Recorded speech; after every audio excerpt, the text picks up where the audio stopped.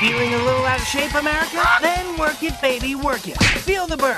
If you run hard enough, you might actually outrun the nightmare that I affectionately call 2006. Only a few weeks left, so it's time to get the let out. And if you need any encouragement, why don't you take a listen to this week's American Suck Countdown. Number 10.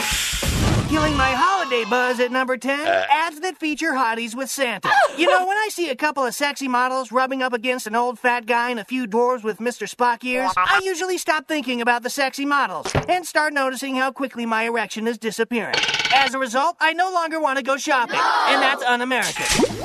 Number 9.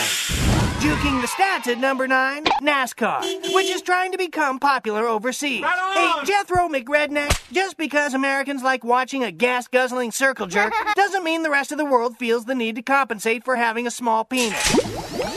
Number 8. Not fooling anyone at number 8, surreptitious nose picker. Hey, snotty old booger fingers. The old cup the nose with the fingers and dig the thumb up the nostril maneuver is about as subtle as a Jim Carrey movie. Why don't you try my time-honored rule? Only pick where you masturbate. Number 7.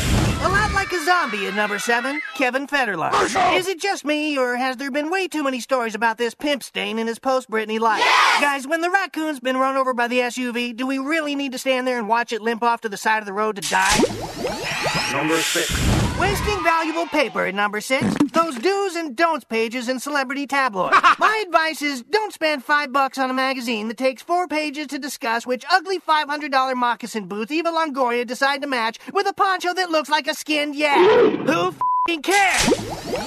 Number 5. Stuck in opposite day at number 5, Republican pundits who keep trying to tell us how the Democrats didn't win in the November election. Sure, guys. And the Lost Writers have a long-range plan, too. Oh, and also Ryan Seacrest really digs chicks. Number 4.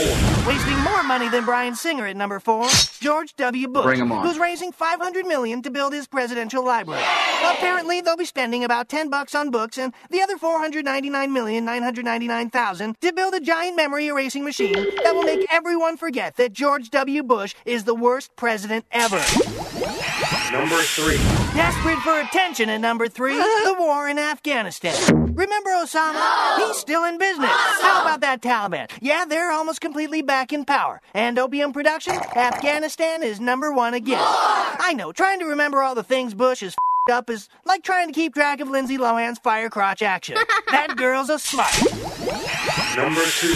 As inspiring as a turd at number 2, famous people who don't have real careers. That's hot. Since when did being a rich freak become a job? I don't know what kind of choices Nicole Richie or Tara Reid had at their high school career day, but I suspect they spent a lot of time at the whorish party girl booth and the plastic surgery addiction kiosk.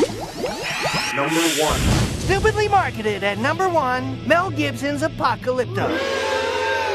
You know, using Mel's name right before a word that means cataclysmic end is probably not a career booster for the old Jew hater. Memo to Michael Richards, now is not the right time to sell your new movie, Michael Richards' Career Explosion. And there you have it. 2007 is up ahead, just over that mountain of crap I like to call the next few weeks. Keep running, America. Even if you can't outrun your own horribleness, at least you'll make your ass smaller. The Kids Suck Countdown.